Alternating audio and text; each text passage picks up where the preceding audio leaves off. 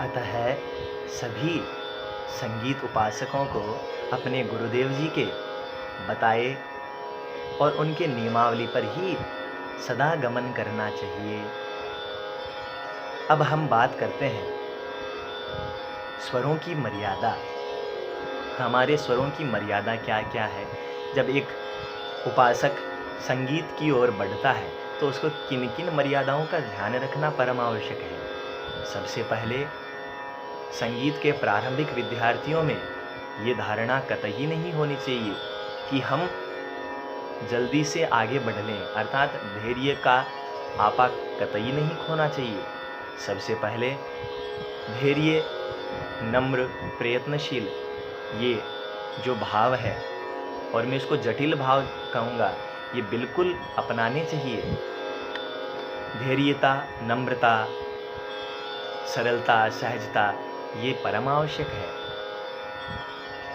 अब मैं कहूँ कि स्वरों की मर्यादा कैसे रखें, तो मैं बताता हूँ कि हमारे गुरुजन जब हमें रियाज़ करने को, अभ्यास करने को कहते हैं, अर्थात हर गुरुदेव जी एक ही बात ज़रूर कहते हैं कि खूब रियाज़ करो, खूब अभ्यास करो। तो मैं आपको बताना चाहूँगा कि अभ्यास करने से गायन में रस की उत्पत्ति होती है। आप नित्य प्रति अभ्यास करेंगे तो वो बात आपके हृदय में सदा के लिए विराजित होती है। अब मैं बात करूँ स्वरों में मर्यादा की, तो संगीत के विद्यार्थी को कभी भी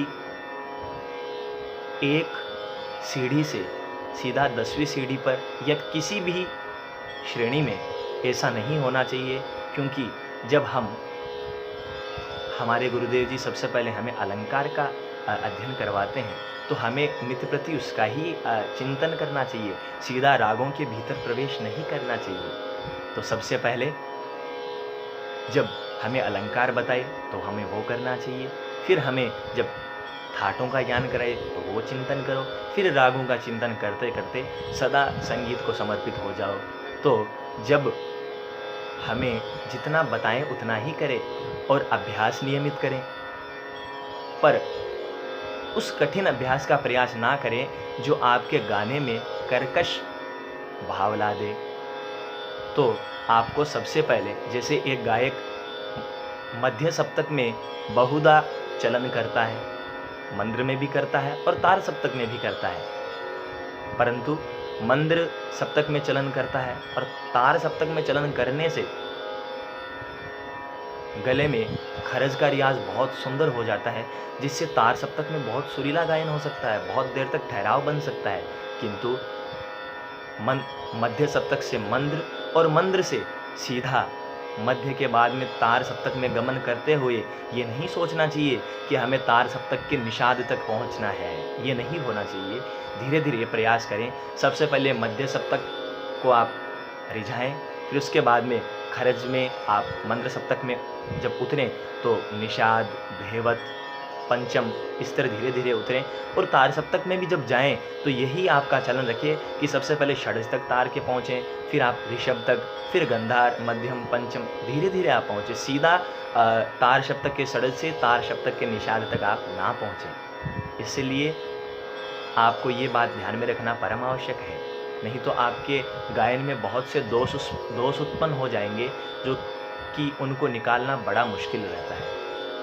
ये हुई हमारी सांगीतिक आज की वार्तालाप, जिसमें संगीत साधना से जुड़े 4 भागों से हम रूबरू हुए।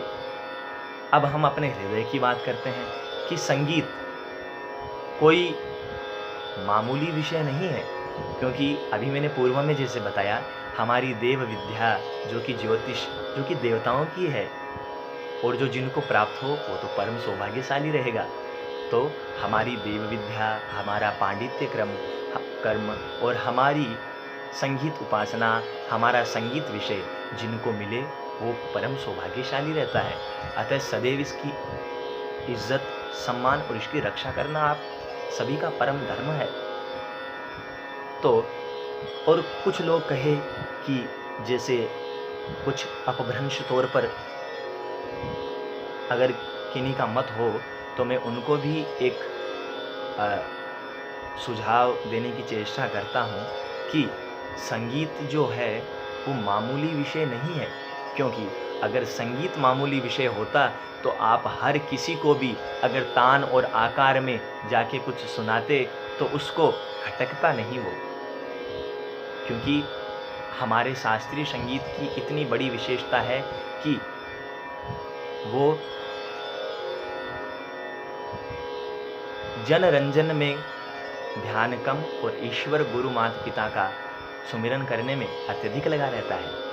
अतः हमारे संगीत की सदैव रक्षा करना, उसका सम्मान करना, उसको रिझाना, उसके प्रचार और प्रसार में सदा संलग्न रहना, ये एक संगीत उपासक, संगीत साधक का परम धर्म है। आप सभी से सांगीतिक वार्तालाप में कुछ इस कदर सदा हम जुड़ते रहेंगे, आप सभी से सांगीतिक वार्तालाप करते रहेंगे। तब तक के लिए हम आपसे आज्ञा चाहते हैं। नाद ब्रह्मा उपासमहे। जय संगीत।